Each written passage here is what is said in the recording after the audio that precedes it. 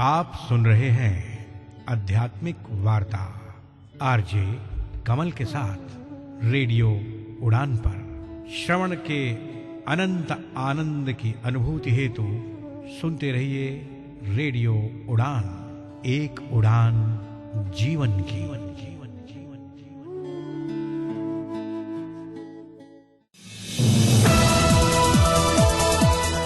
इस कार्यक्रम में भाग लेने वाले प्रतिभागियों के द्वारा दी जाने वाली जानकारी अथवा की जाने वाली चर्चा वास्तविक और काल्पनिक दोनों ही हो सकती हैं। चर्चा के दौरान किसी व्यक्ति के द्वारा दिए गए कथन एवं तथ्य के लिए कार्यक्रम के प्रस्तोता, प्रस्तुतकर्ता अथवा रेडियो स्टेशन प्रत्यक्ष या अप्रत्यक्ष रूप से जिम्मेवार नहीं है।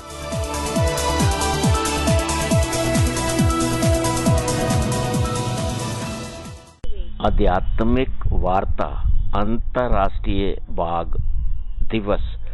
भक्ति करने के लिए कैसा हृदय होना चाहिए। स्थिर चित्त, शुद्ध स्वरूप, सम्मानित भारत और विश्ववासियों, हार्दिक प्रेम।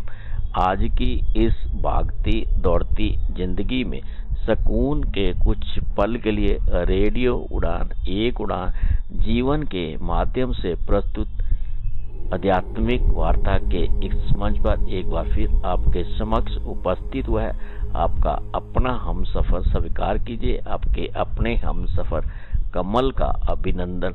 आध्यात्मिक वार्ता के इस मंच पर आज 29 जुलाई 2025 को अंतर्राष्ट्रीय बाघ दिवस के अवसर पर आपके अपने हमसफर कमल की ओर से, रेडियो उड़ान की टीम की ओर से, कार्यक्रम के मेंटर और चीफ एडिटर की ओर से सभी पर्यावरण प्रेमियों को बहुत बहुत बधाई, मुबारकबाद।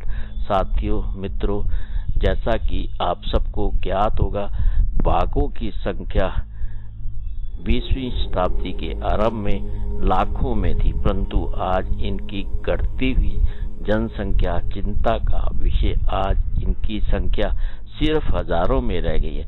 इसके क्या कारण है? आध्यात्मिक वार्ता के इस मंच पर हमारे साथ जुड़े हुए हमारे विद्वान साथी इस पर अपने भाव और विचार हम सबके साथ साझा करेंगे। आज आध्यात्मिक वार्ता के इस मंच पे आज की इस यात्रा को विधिवत रूप से आरंभ करने से पूर्व हम सब मिलकर सतगुरु, उस परमात्मा, उस ईश्वर, उस शक्ति गुरु, माता पिता, आराध्य के चरणों में समर्पित श्रद्धा सुमन, शांत मन, स्थिर चित्त, आनंद में प्रफुल्लित वातावरण, हर्षो उल्लास के साथ अपने आराध्य का मन मंदिर में सिमरन करते हुए इस मधुर भजन का श्रवण करते हैं और उसका आनंद लेते हैं।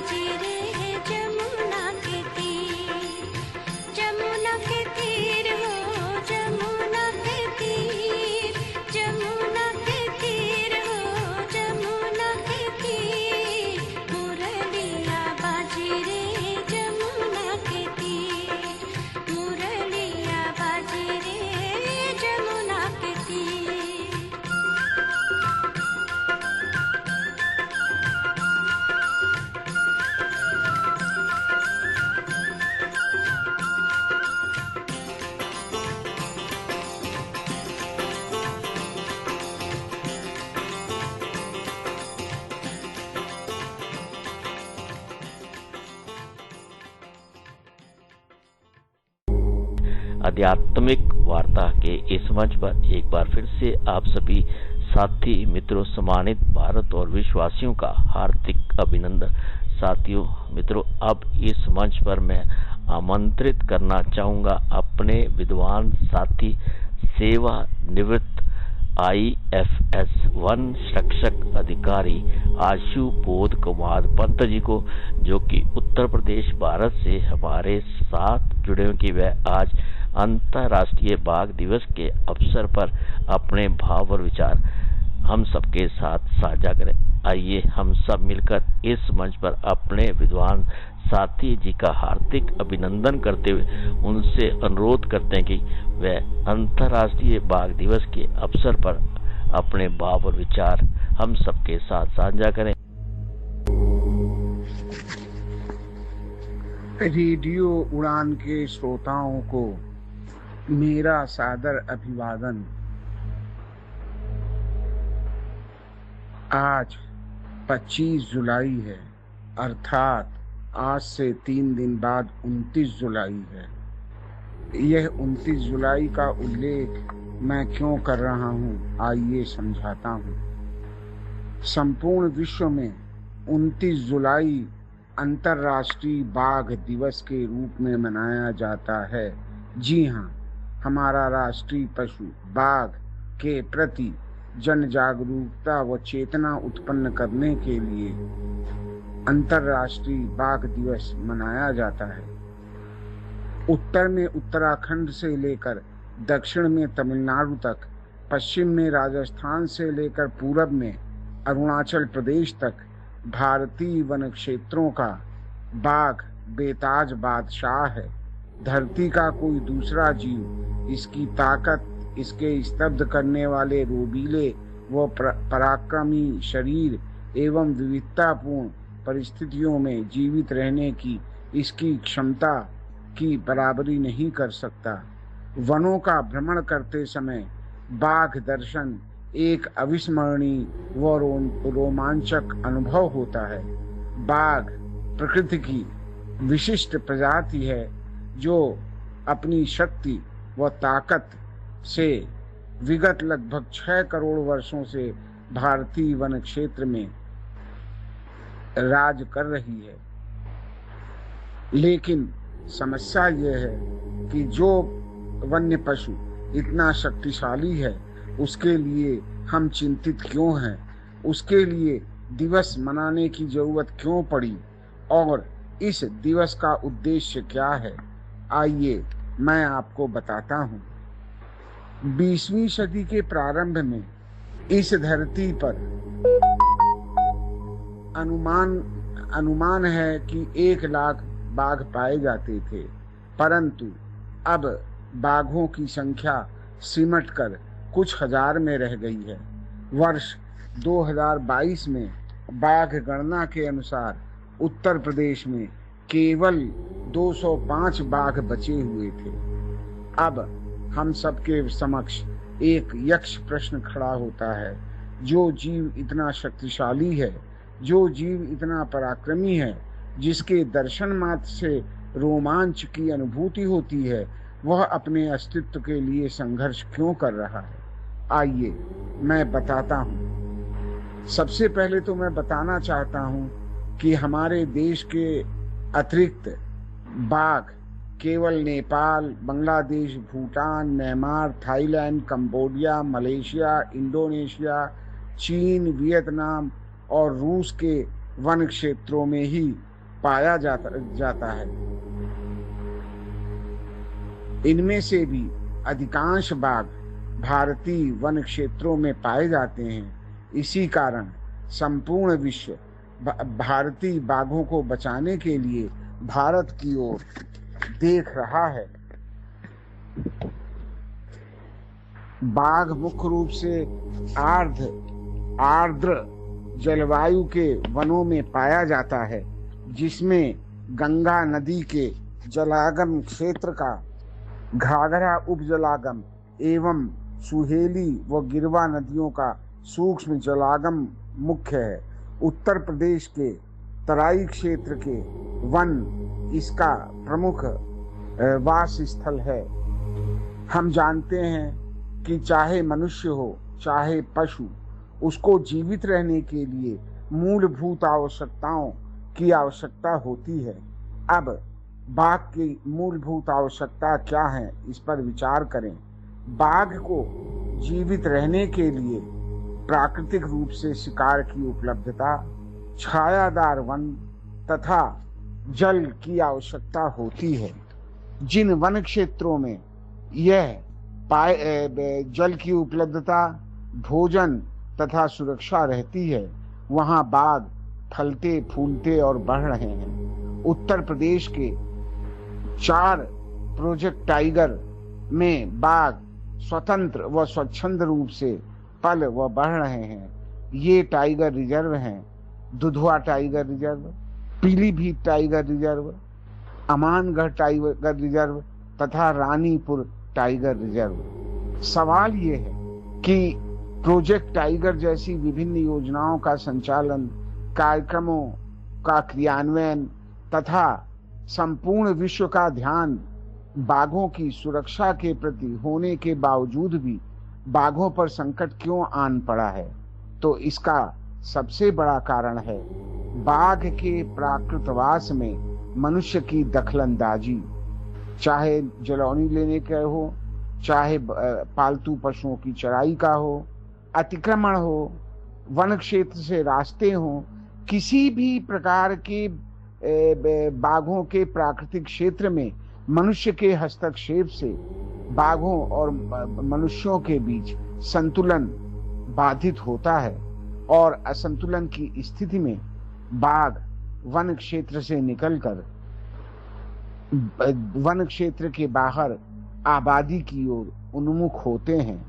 इसके साथ ही घास के बड़े मैदानों में कमी, घास की गुणवत्ता में कमी का सीधे प्रभाव शाकाहारी पशुओं की संख्या पर पड़ता है। शाकाहारी पशुओं की संख्या कम होने या बाघों के अनुपात में अपेक्षित वृद्धि न होने के कारण बाघों के समक्ष भोजन की समस्या खड़ी होती है और ये भोजन की समस्या फिर उन्हें आबादी क्षेत्र में उन्मुख करती है। इसके लिए आज की सबसे बड़ी आवश्यकता है कि हम मानव बाघ के प्रकृति चक्र को, बाघ के आचार व्यवहार को समझें और उसके अनुरूप आचरण करें ताकि बाघ अपने प्राकृतवास में फलें फूलें। एक प्रश्न फिर उठता है, यह हम कैसे करें? जैसा मैंने कहा कि 29 जुलाई को अंतर्राष्ट्रीय बाघ दिवस है। बाघ दिवस का मूलभूत उद्देश्य बाघों के संरक्षण व संवर्धन हेतु जागरूकता उत्पन्न करना है। वर्ष 2025 अर्थात इस वर्ष की अंतर्राष्ट्रीय बाघ दिवस की विषय वस्तु मानव व बाघों के मध्य सामंजस्यपूर्ण सह अस्तित्व है। जी हाँ, अगर मानव व बाघों के मध्य सामंजस्य होगा तब दोनों सुखपूर्वक रहेंगे। हम सब जानते हैं कि बाघ हमारी भोजन श्रृंखला में सर्वोच्च स्थान पर है, अर्थात बाघों का वन क्षेत्र में पाया जाना हमारे स्वस्थ व स्वच्छ पर्यावरण का द्योतक है।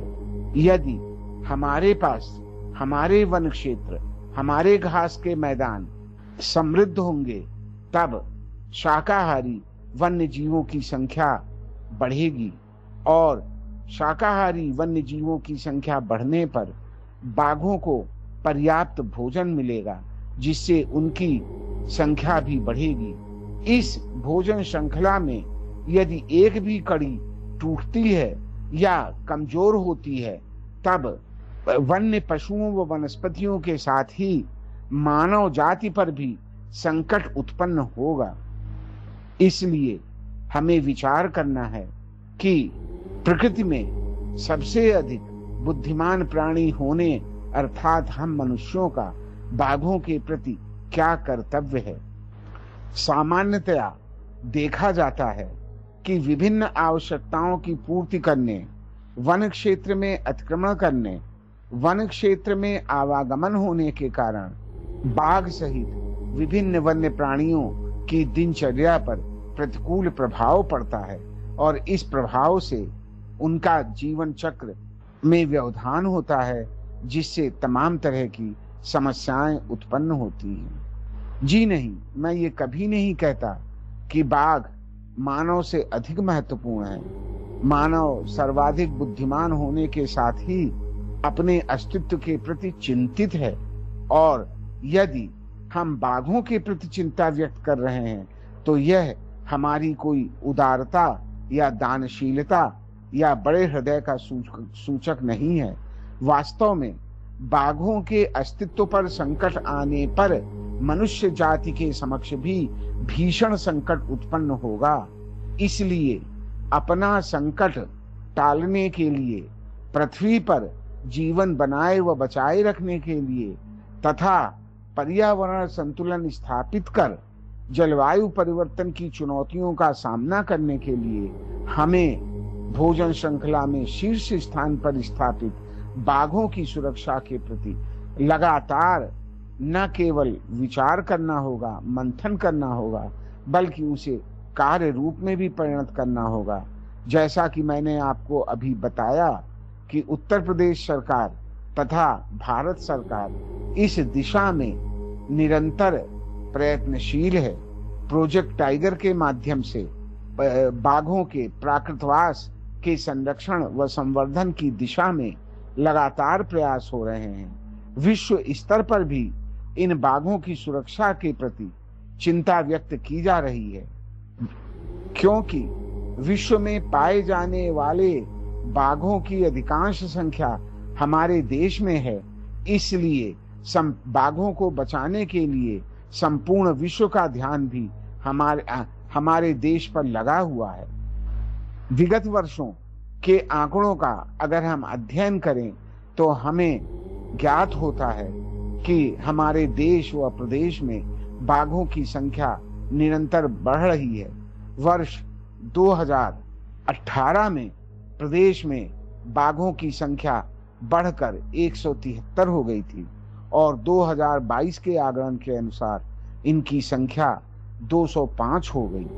बाघों की संख्या बढ़ना हमारे द्वारा इनके संरक्षण के प्रति किए जा रहे प्रयासों की सार्थकता दिखाने के साथ ही हमको प्रेरित करता है कि हम इस दिशा में निरंतर जुटे रहें। इसके साथ ही हमें करना क्या चाहिए?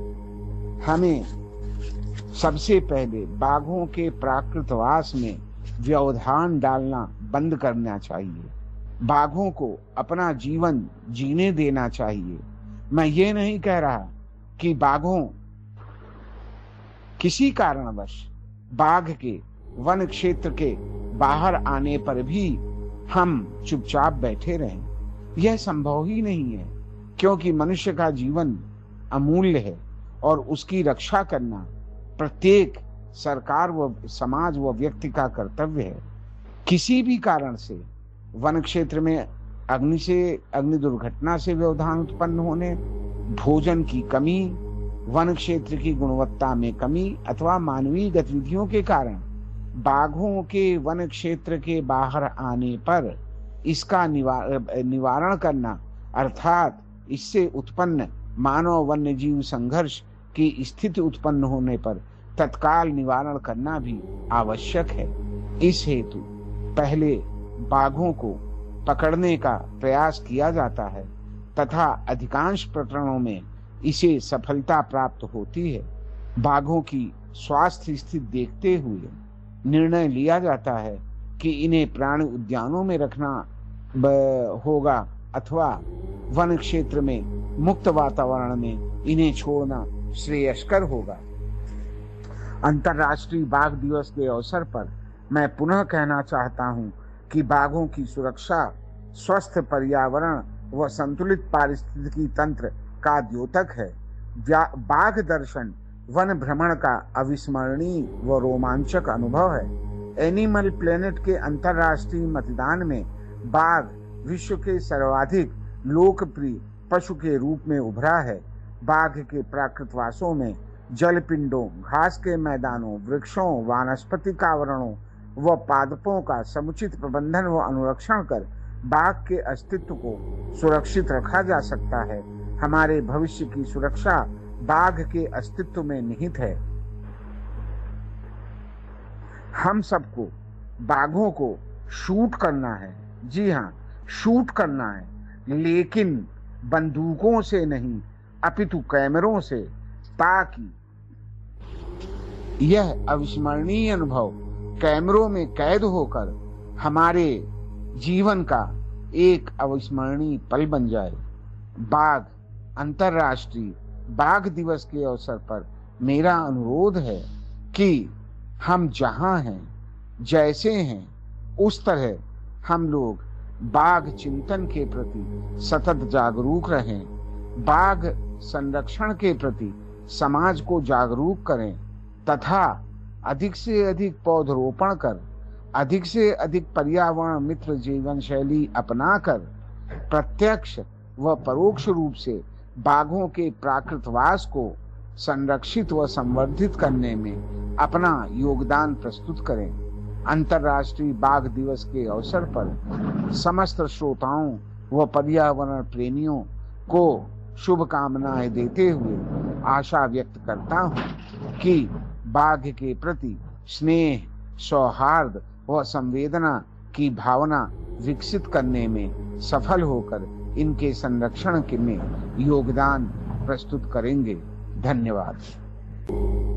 आध्यात्मिक वार्ता के इस मंच पर अभी हम सब ने मिलकर अपने विद्वान साथी आशु बोध कुमार पंत जी के अंतर्राष्ट्रीय बाघ दिवस के अवसर पर उनके भाव और विचारों का श्रवण किया, उसे जाना और सब साथियों, मित्रों, आप सब जानते ही हैं ये समस्या कितनी ज्यादा विकराल रूप धारण कर चुकी है। साथियों, मित्रों, हमें इसकी ओर विशेष ध्यान देने की आवश्यकता है। आध्यात्मिक वार्ता के इस मंच पर अब हमें लेना होगा एक छोटा सा अल्प विराम। इस अल्प विराम के उस पार भी आज की यात्रा इसी प्रकार जारी रहेगी। यूं गए यूं वापस आए, मिलते हैं बस थोड़ी देर में। तब तक आइए हम सब मिलकर श्रवण करते हैं इस मधुर भजन का और उसका आनंद लेते हैं। हरि ओम,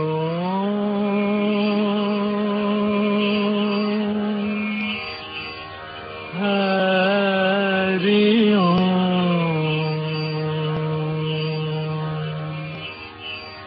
हरि ओम,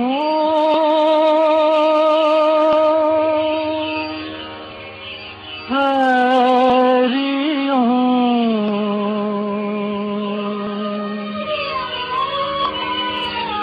मन तरपत हरिधर शन को आज, मन तरपत हरिधर शन को आज, मोरे तुम बिन बिगड़े सगर काज। ओ बिनती करत हूँ रखियो लाज, मन तरपत हरिधर शन को आज, तुमरे द्वार का मैं हूँ जोगी,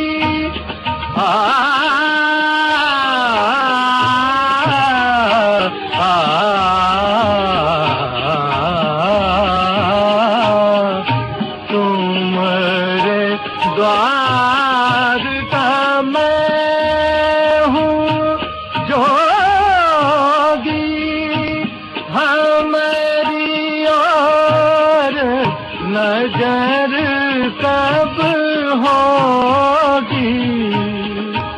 सुनो मोरे व्याकुल मन का बाज, तरपत हरि दर्शन को आज मन तरपत हरि दर्शन को आज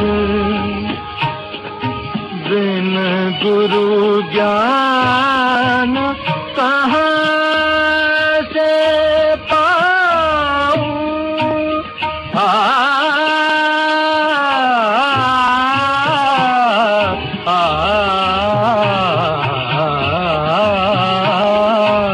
बिन गुरु ज्ञान कहाँ से पाऊं दीजो दान हरि गुण गाऊं सब गुणी जन पे तुम राज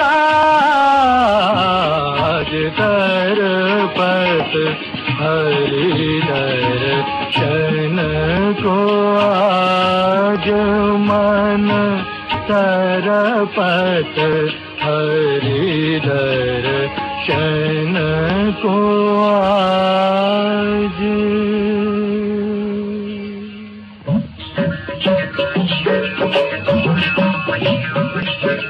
मुरली मनोहर आस न तोड़ो मुरली मनोहर मोहन गिरधर हरिओ दुख भंजन मोर साथ न छोड़ो हरिओम हरिओम हरि हरिओम मोह दर्शन भिक्षा दे दो मुरली मनोहर मोहन गिरधर हरिओ मोह दर्शन भिक्षा दे दो मुरली मनोहर मोहन गिरधर हरिओ मुरली मनोहर मोहन गिरधर हरिओ मुरली मनोहर मोहन गिरधर हरिओ मुरली मनोहर मोहन गिरधर हरिओ मुरली मनोहर मोहन गिरधर हरिओ मुरली मनोहर मोहन गिरधर हरिओ मुरली मनोहर मोहन गिरधर हरिओ मुरली मनोहर मोहन गिरधर हरिओ।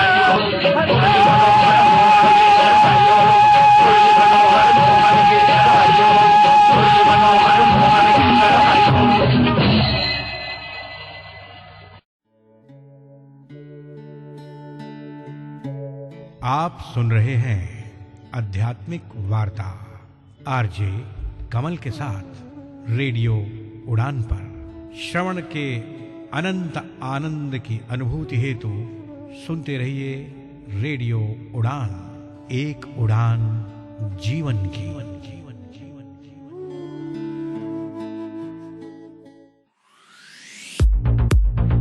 फैशन अब सब के लिए रेडियो उड़ान लेकर आया है एक खास मौका आप सब के लिए। अगर आप विजुअली इम्पेयर्ड या लो विजन हैं और आप मॉडल बनना चाहते हैं या रैंप पर थिरकना चाहते हैं तो ये मौका सिर्फ आपके लिए है। ये फैशन शो कंपटीशन 4 कैटेगरीज में है। Blind male, low vision male, blind female and low vision female. हर कैटेगरी से होंगे विनर्स जो जीतेंगे 21,000 और 11,000 के कैश प्राइजेस। सिर्फ 1 मिनट का अपना इंट्रोडक्शन वीडियो बनाइए, अपनी 3 पिक्चर्स क्लिक कीजिए, half, full length and close up. अपना नाम, एज, पता और कॉन्टैक्ट नंबर radioudan@gmail.com पर सेंड कर दीजिए। ज्यादा जानकारी के लिए विजिट करें www.radioudan.com पर। तो देर किस बात की, आज ही अपनी एंट्री भेजिए। वैसे तो आपको हर चीज में प्रोटेक्शन चाहिए।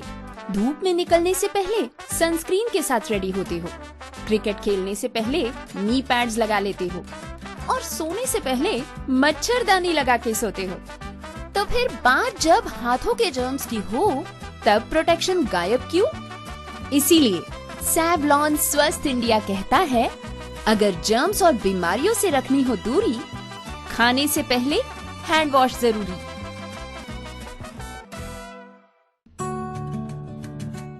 मित्र ज्योति बेंगलोर पिछले 34 वर्षों से दृष्टिबाधितों एवं विकलांगजन की शिक्षा, ज्ञानार्जन एवं उन्हें पुनर्वास सुविधाएं प्रदान करने में सक्रिय रहा है। मित्र ज्योति यह मानता है कि प्रत्येक व्यक्ति को अपनी विकलांगता के बावजूद एक संतोषप्रद जीवन जीने का अधिकार है। हम अपने विभिन्न कार्यक्रमों के माध्यम से दृष्टिबाधितों को स्वतंत्र एवं आत्मनिर्भर बनाने का कार्य करते हैं। मित्र ज्योति संस्थान डिजिटल साक्षरता, रोजगार के अवसर तथा महिलाओं के लिए उच्च शिक्षा का समर्थन करते हुए ब्रेल, टेक्स्ट व ऑडियो में पुस्तकें प्रदान करता है, जैसे MP3, EPUB व EPAT। मित्र ज्योति से संपर्क करने के लिए हमें कॉल करें 08022587623 और 08022587625। ज्यादा जानकारी के लिए विजिट करें हमारी वेबसाइट mitrajyoti.org। एम्पावर विद मित्र ज्योति। क्या आप टेक्नोलॉजी में एक्सपर्ट हैं? क्या दे सकते हैं टेक्नोलॉजी से रिलेटेड सारी जानकारी? तो भूल जाइए, हमारे पास कोई वैकेंसी नहीं है। हमारे पास है मीनल सिंह की, जो कि लेके आती है टेक्सिटी, जिसमें होती है टेक्नोलॉजी से रिलेटेड सारी बातें। तो देरी किस बात की, आज ही ट्यून इन करें रेडियो उड़ान, अ फ्लाइट ऑफ लाइफ, और सुनिए मीनल सिंह जी को। क्या आप टेक्नोलॉजी में एक्सपर्ट हैं? क्या दे सकते हैं टेक्नोलॉजी से रिलेटेड सारी जानकारी? तो भूल जाइए, हमारे पास कोई वैकेंसी नहीं है। हमारे पास है मीनल सिंह की, जो कि लेके आती है टेक्सिटी, जिसमें होती है टेक्नोलॉजी से रिलेटेड सारी बातें। तो देरी किस बात की, आज ही ट्यून इन करें रेडियो उड़ान, अ फ्लाइट ऑफ लाइफ, और सुनिए मीनल सिंह जी को।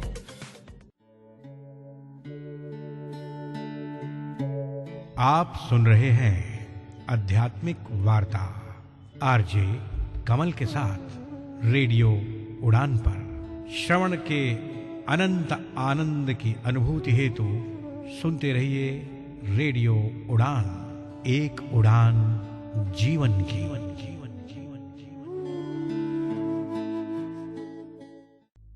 आध्यात्मिक वार्ता के इस मंच पर अल्प विराम के बाद एक बार फिर से आप सभी सम्मानित भारत और विश्ववासियों का हार्दिक अभिनंदन। आध्यात्मिक वार्ता के इस मंच पर ये यात्रा रेडियो उड़ान, एक उड़ान जीवन के माध्यम से आपके अपने हमसफर कमल की ओर से प्रस्तुत की जा रही है। अब इस मंच पर मैं आमंत्रित करना चाहूंगा अपने विद्वान साथी, सेवानिवृत्त महाप्रबंधक प्रशासन जैव विविधता बोर्ड उत्तर प्रदेश से कृष्णकांत तिवारी जी को, कि वे आज हम सबके साथ भक्ति करने के लिए कैसा हृदय होना चाहिए, इस पर अपने भाव और विचारों को हम सबके साथ साझा करेंगे। साथियों, मित्रों, आइए हम सब मिलकर इस मंच पर अपने विद्वान साथी जी का हार्दिक अभिनंदन करते हुए उनसे अनुरोध करते कि वे आज की इस यात्रा को विधिवत रूप से आरंभ करें। हम सब मिलकर भगवत भाव से उनके विचारों का श्रवण करते हैं। पूज्य चरण श्रद्धेय सद्गुरुदेव को समर्पित श्रद्धा सुमन। भगवत कथा रसिक महानुभावों, भक्तिमती माताएं, बहनें, आप सभी को हृदय तल से आभार व सादर प्रणाम। भगवत चर्चा के श्रृंखला में आज हम भक्ति करने के लिए कैसा हृदय होना चाहिए विषय पर प्रकाश डालना चाहेंगे। आप सभी उपस्थित विद्वज्जन, श्रोताजन भक्ति भाव से, श्रद्धा भाव से इसे हृदय से श्रवण करने का प्रयास करें। एक संत कहा करते थे कि भक्ति के लिए हृदय कैसा होना चाहिए। वे विनोद में कहा करते थे, ये एक खोपड़ी वाले की कौन कहे, 10 खोपड़ी वाला रावण भी जिंदगी भर नहीं समझ सका। और ये खोपड़ी वाले तो भक्ति का हरण करते हैं, भक्ति इनके यहां प्रकट नहीं होती। और वैसे भी एक सज्जन कहा करते थे, इसका नाम है खोपड़ी, खो दिया इसलिए तो पड़ी है। भक्ति के लिए हृदय चाहिए। हृदय दिल से, भगवान को दिल से मानो, श्रद्धा से मानो, समर्पण भाव से मानो। उपरोक्त को समझने के लिए हम जनकपुर मिथिला की ओर प्रस्थान करते हैं। महाराज श्री जनक जी ने ठहरा दिया श्री राम जी को मुनिमंडली के संग, लेकिन लखन हृदय लालसा बिसेखी, लखन हृदय लालसा बिसेखी, जाई जनकपुर आई देखी, लखन हृदय लालसा बिसेखी। की। आहा, श्री लक्ष्मण जी के मन में बड़ी लालसा है नगर दर्शन करने की, पर एक अद्भुत बात लक्ष्मण जी ने कहा ही नहीं। लक्ष्मण जी ने कहा नहीं, पर भगवान ने भक्त के हृदय की बात जान ली। प्रभु श्री राम ने बिना कहे जान लिया। प्रीतम को पतियां लिखूं जो कहूं होवे विदेश, तन में मन में प्राण में ताशो कौन संदेश। मन तू क्यों घबरावे रे, सिर पर सीताराम बेड़ा पार लगावे रे।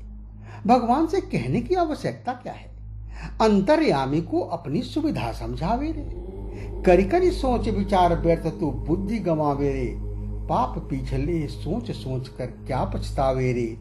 ऐसो दीन दयालु चित्त में एक न लावे रे, ऐसो दीन दयालु चित्त में एक न लावे रे। भगवान ऐसे दीन दयालु हैं, शरणागत को अपना लेते हैं, तो हम भगवान को खोजने कहां जाए, कहीं मिलते ही नहीं। तुम्हें खोजने जाने की आवश्यकता क्या है। भगवान को खोजने मत जाओ, भगवान के बन जाओ। कैसे कि जैसे कन्या वर के प्रति समर्पित हो जाती है, खोजने नहीं जाती। दुल्ही बना देह वर को मत खोज न जावे रे, और एक दिन तेरे द्वार बजावत बाजे दुल्हा आवे रे, मन तू क्यों घबरावे रे। भगवान पर, भगवान से क्या कहना, भगवान सब जानते हैं, सब जानते हैं। मैं देखता हूं कि देखते हैं आप। सफीना डूब रहा है तो कोई बात नहीं, सफीना डूब रहा है तो कोई बात नहीं। आप देख रहे हैं, यह है भगवान पर भरोसा, यह है भगवान पर भरोसा। शाम से दिल को लगाना कोई मजाक नहीं, और जीते जी जान से जाना कोई मजाक नहीं, जीते जी जान से जाना कोई मजाक नहीं। कहा ही नहीं, लालसा मन में इच्छा हुई, भगवान समझ गए। क्यों? भक्त बछड़ता यह हुलसानी। भक्त के हृदय की लालसा समझ गए और गुरु जी से बोले, गुरुदेव, नाथ लखनपुर देखन चाहई, नाथ लखनपुर देखन चाहई। हे नाथ, लक्ष्मण जी नगर देखना चाहते हैं। गुरु जी मुस्कुराए। लक्ष्मण जी नगर देखना चाहते हैं? हाँ गुरुदेव, नाथ लखनपुर देखन चाहें। तो गुरु जी बोले, देखन चाहें तो काहे न काहें, जिन्हें देखना है वे कहते काहे को नहीं। भगवान बोले, प्रभु सकोच डर प्रगटा न कहाई। आपका संकोच है। अच्छा, तो लक्ष्मण जी को नगर देखना है? हाँ गुरुदेव। विश्वामित्र जी बोले, महाराज जनक जी के अनेक सेवक घूम रहे, चार को बुला लेते, उनसे कहेंगे जाओ लक्ष्मण जी को नगर दिखा लो। अब राम जी ने सोचा कि सेवक नगर दिखा लाएंगे लक्ष्मण जी को, तो प्रभु बोले, गुरुदेव अगर आपकी आज्ञा हो तो लक्ष्मण जी को नगर हम दिखा लाएं। विश्वामित्र जी बोले, राघवेंद्र, आप पहले जनकपुर आए हैं क्या? आपने कभी जनकपुर पहले देखा है? राम जी बोले, न आए न देखा। तो जब आपने नहीं देखा तो इन्हें क्या दिखा लाओगे? जब देखा ही नहीं तो उन्हें क्या दिखा लाओगे? तो कहा, नहीं नहीं, दिखाएंगे तो महाराज जनक के सेवक ही, और देखना है लक्ष्मण जी को, तो फिर आप काहे को जा रहे हो? राम जी ने कहा कि मैं तीसरा काम करूंगा। बोले, क्या? पता नहीं कब तक सेवक नगर दिखाते रहें, कब तक लक्ष्मण जी नगर देखते रहें। मैं साथ रहूंगा तो नगर दिखाई तुरंत ले आऊंगा, मैं उन्हें जल्दी लौटा लाऊंगा, जल्दी। विश्वामित्र जी मुस्कुराए। उन्होंने कहा कि राघवेंद्र, मैं समझ गया। बोले, क्या? लक्ष्मण नगर देखे बिना नहीं रह सकते, और आप लक्ष्मण को देखे बिना नहीं रह सकते। जहां जहां बछड़ा चले तहां चली जावे गैया, कहे दादू जहां चले संत जन तहां तहां जाए रमैया।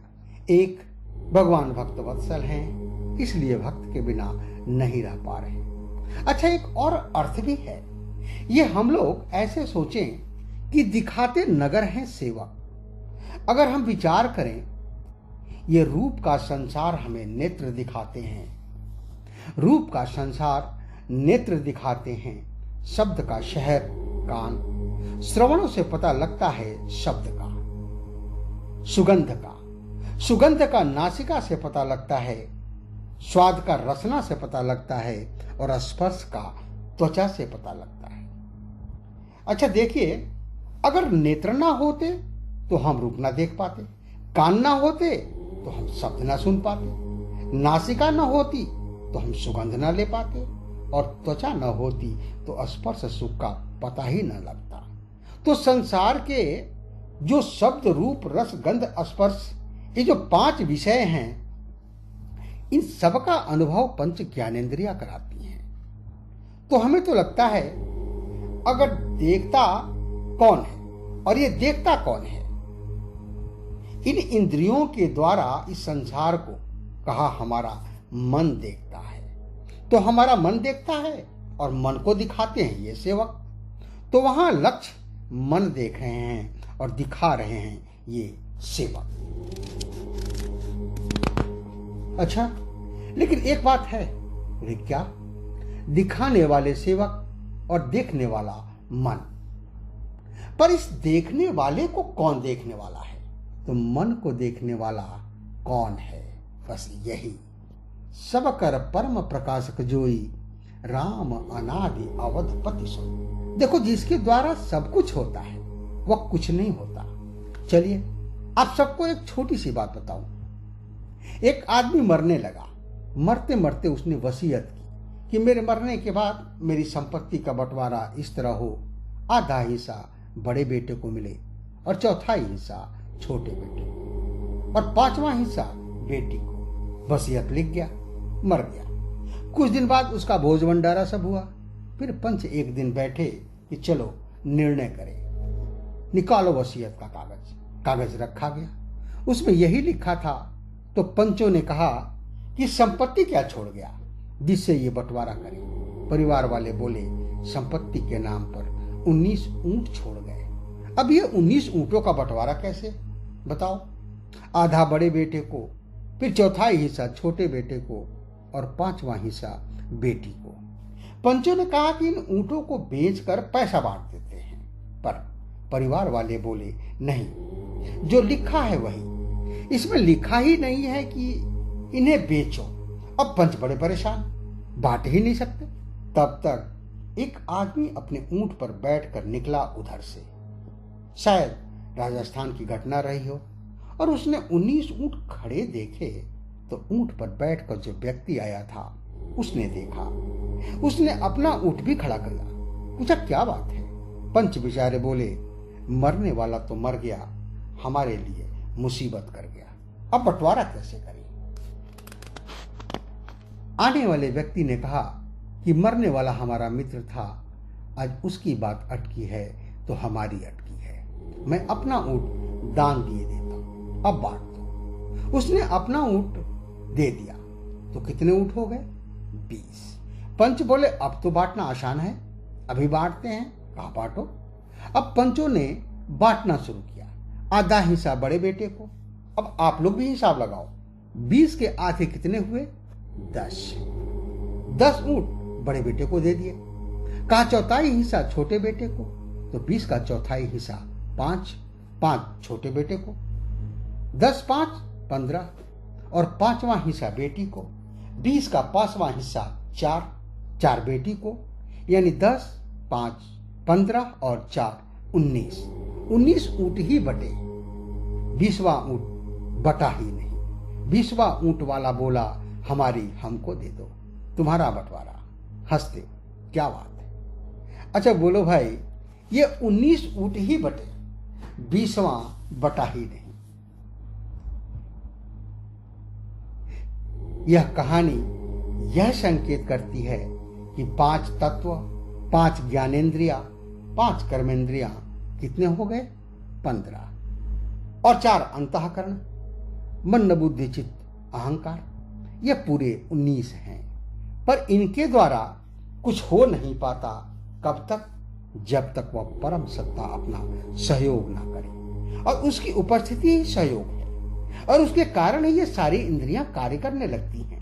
संत शेखर कली पावन अवतार गोस्वामी श्री तुलसीदास जी महाराज इसी प्रसंग को कहते हैं कि विषय करण सुर जीव समेता, सकल एक ते एक सचेता, सब कर परम प्रकाशक जोई, राम अनादि अवधपति सोई।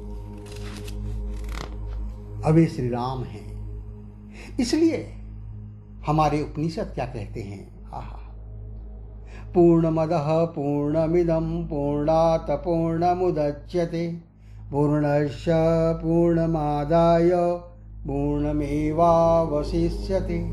भगवान ऐसे ही हैं, वे नित्य पूर्ण हैं, नित्य आनंद रूप हैं। तो विश्वामित्र जी ने कहा कि जाओ जाओ देख कर आओ, लेकिन विश्वामित्र जी ने एक बात और कही कि हम भी अपने दोनों आंखों से जनकपुर देखेंगे, दोनों आंखों से। ये तुम दोनों भाई मेरी दोनों आंखें हो, राम लक्ष्मण। ज्ञान विराग नयन बुलगारी, ज्ञान विराग नयन बुलगारी। ज्ञान और वैराग्य ये दोनों मेरी दो आंखें। और विश्वामित्र जी कहकर क्या गए थे जब श्री राम और लक्ष्मण को लेने अयोध्या गए थे?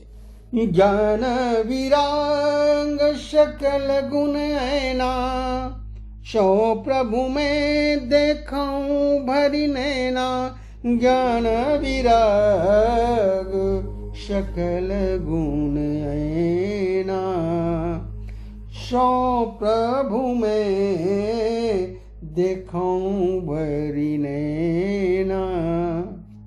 विश्वामित्र जी बोले, दोनों भाई जाओ और नगर देखना, पर मेरी एक आज्ञा है।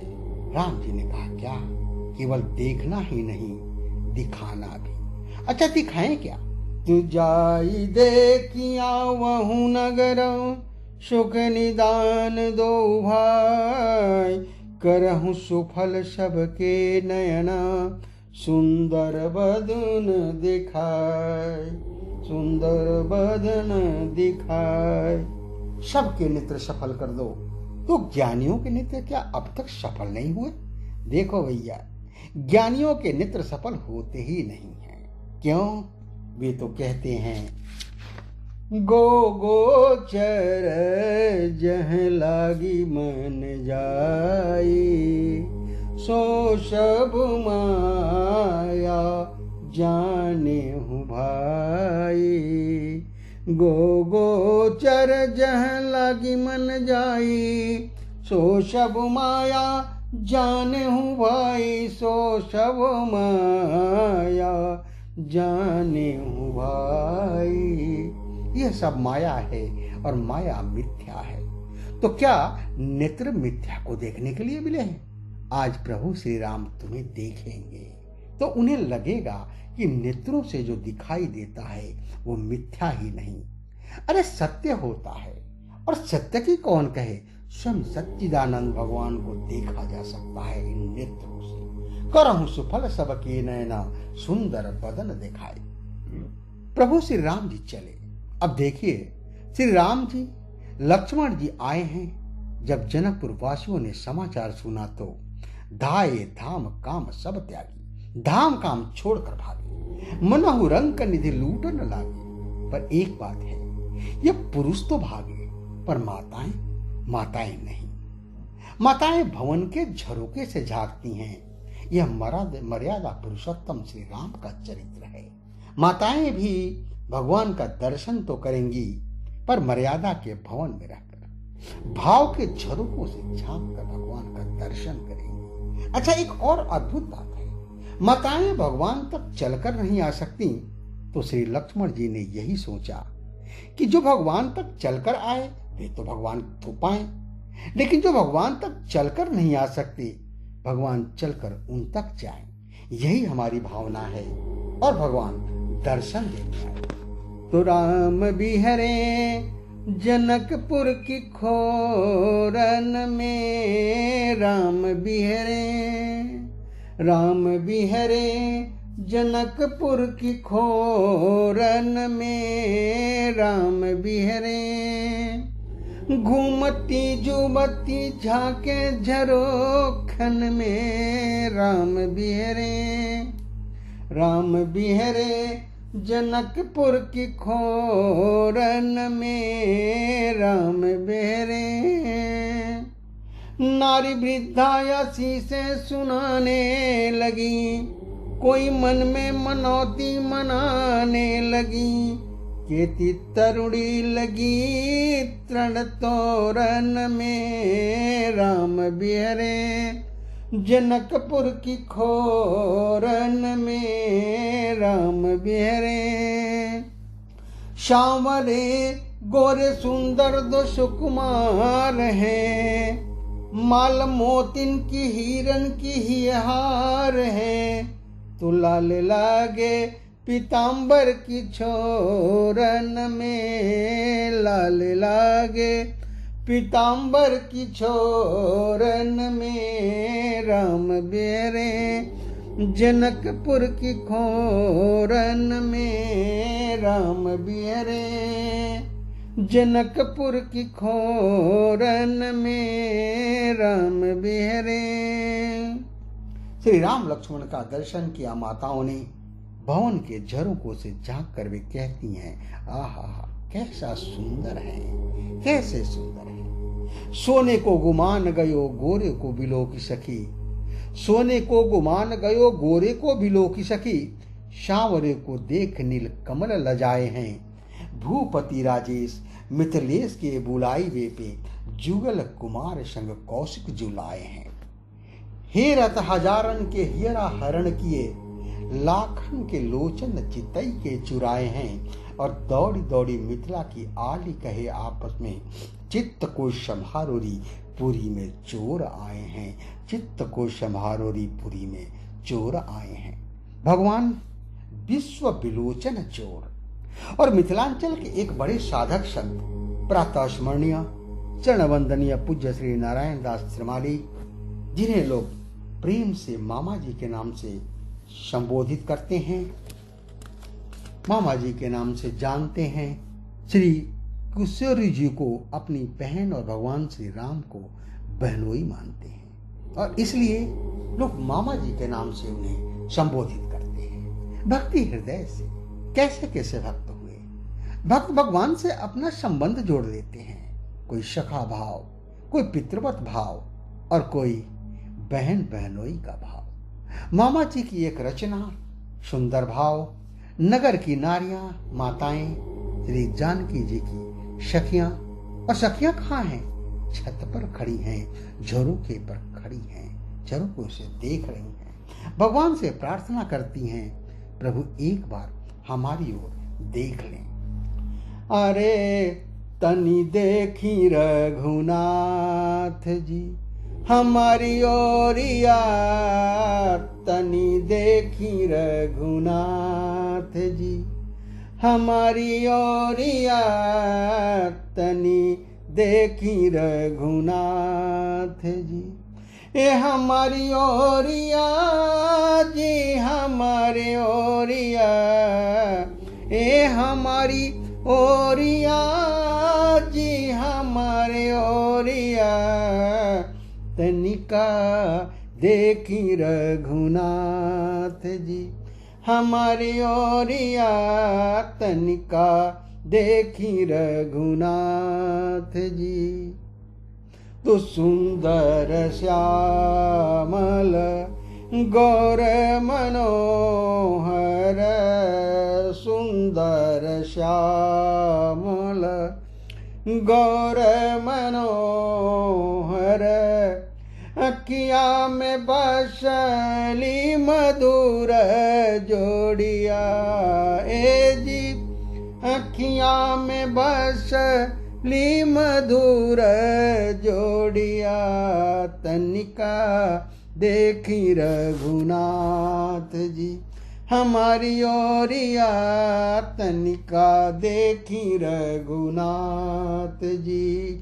तो मिथिला में आई के तू जादू चलैल, मिथिला में आई के तू जादू चलैल, मोहिलियल मिथिला के सब ओरिया ए जी, मोहिलियल मिथिला के सब ओरिया, तनिका देखी रघुनाथ जी हमारी ओरिया, ए हमारी ओरिया जी हमारे ओरिया, तनिका देखी रघुनाथ जी हमारी ओरिया। और प्रभु ने क्या किया, तो नयन चलाई के मधुर मुस्काई के, नयन चलाई के मधुर मुस्काई के, कैला जनक जी के चित चोरिया हे जी, कैला जनक जी के चित चोरिया, तनिका देखी रघुनाथ जी हमारी ओरिया, ए हमारी ओरिया जी हमारी ओरिया, ए हमारी ओरिया जी हमारी ओरिया, तनिका देखी रघुनाथ जी हमारी ओरिया, तनिका देखी रघुनाथ जी। प्रभु श्री राम ने प्रेम से करुणा से अयोध्या का दिल जीता, रण में लंका विजय किया और सौंदर्य से जनकपुर मिथिला का दिल जीत लिया। यह भगवान श्री राम की मर्यादा, भगवान की अद्भुत लीला, भगवान की अनेक ललित लीलाएं। तो इसी के साथ श्री सीताराम जी सदैव हमारे हृदय में विराजमान रहें, हमारा मन सत्संगी बने, इसी मंगल कामना के साथ भाव पुष्पांजलि श्री सीताराम जी के चरणों में अर्पित करते हुए चर्चा को विराम। हरिओम हरिओम। अब समय इस बात की इजाजत नहीं देता। आज का कार्यक्रम बस यहीं तक। साथियों मित्रों, आप सबका कोटि कोटि धन्यवाद। इस कार्यक्रम का सहजता के साथ, संयम के साथ, धैर्य के साथ श्रवण करने के लिए आपको ये कार्यक्रम कैसा लगा, इस पर आप अपनी पसंद, अपनी प्रतिक्रिया हम सबके साथ साझा कर सकते हैं। आप हमारी वेबसाइट www.radioudan.com के माध्यम से, हमारी मेल आईडी mail@radioudan.com के माध्यम से, मेरी पर्सनल मेल आईडी KAIS170362@gmail.com के माध्यम से अपने विचार, अपनी पसंद, अपनी प्रतिक्रिया, अपने सुझाव, आपका अनुभव, आपका ज्ञान साझा कर सकते हैं। मैं आपके सुझावों की बेसब्री के साथ प्रतीक्षा करूंगा। इसे इस कार्यक्रम में शामिल करने का प्रयास अवश्य करूंगा। साथियों मित्रों, अब मैं इस मंच से आपसे रुखसत होने की इजाजत चाहता हूं। आपको छोड़े जा रहा हूं इस आशा और विश्वास के साथ कि आप खुश रहेंगे, प्रसन्न रहेंगे, स्वस्थ रहेंगे, मस्त रहेंगे, हंसते रहेंगे, खेलते रहेंगे, अपने से प्रेम करेंगे, मानवता की सेवा करेंगे, हाथ होगा काम में, ध्यान होगा उस परम पिता परमात्मा में। आज के आनंद की जय, आज के आनंद की जय। ओम नमो भगवते वासुदेवाय। जय राम जी की, जय राम जी की, जय राम जी का। आप सबका पुण्य कोटि कोटि धन्यवाद। फिर मिलने के वादे के साथ, अगर जिंदगी परिस्थितियां और समय अनुकूल रहा तो आपसे बहुत जल्द मुलाकात होगी। इस मंच पर हमारे साथ जुड़े हुए हमारे विद्वान साथी वैदिक चर्चा के अंतर्गत उपनिषद गोस्वामी तुलसीदास जी द्वारा रचित रामचरितमानस पाठ की आगे की यात्रा में से संबंधी जानकारी के साथ साथ सामाजिक दायित्व के किसी मुद्दे पर हमारे विद्वान साथी हम सबके साथ अपने भाव और विचारों को साझा करेंगे। साथियों मित्रों, एक बार फिर आपका धन्यवाद करते हुए अब मैं आपसे विदा चाहता हूं। आप आनंद लेते रहे। रेडियो उड़ान एक उड़ान जीवन के माध्यम से प्रस्तुत इस मधुर यात्रा का, मधुर संगीत का वाक्य पुष्पांजलि भगवत चरणों में अर्पित। अब मैं अपनी वाणी को विराम देता हूँ। हरि ओम, हरि ओम, हरि ओम। इस कार्यक्रम में भाग लेने वाले प्रतिभागियों के द्वारा दी जाने वाली जानकारी अथवा की जाने वाली चर्चा वास्तविक और काल्पनिक दोनों ही हो सकती हैं। चर्चा के दौरान किसी व्यक्ति के द्वारा दिए गए कथन एवं तथ्य के लिए कार्यक्रम के प्रस्तोता, प्रस्तुतकर्ता अथवा रेडियो स्टेशन प्रत्यक्ष या अप्रत्यक्ष रूप से जिम्मेवार नहीं है।